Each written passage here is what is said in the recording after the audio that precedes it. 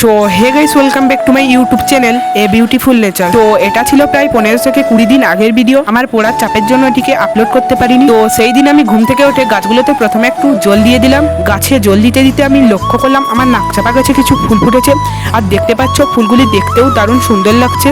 আর যেহেতু ছিল আমার সকালে স্কুল, তার জন্য আমি স্কুল ড্রেসটা পরে রেডি হয়ে গেলাম। আর ড্রেসটা পরে রেডি হওয়ার পর আমি গ্যাসের উপর সসপ্যানটে বসিয়ে চা করতে শুরু করলাম। তো প্রথমে দিয়ে দিলাম চিনি, তারপরে দিয়ে দিলাম চা পাতার গুঁড়ো।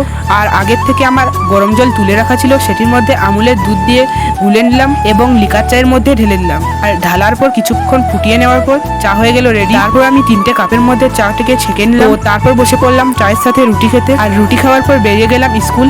আর সেদিন ছিল আমাদের গ্রামে অষ্টম প্রহরের অধিবাস। আর বিকেলের দিকে আমি এসেছিলাম একটু ঘুরতে।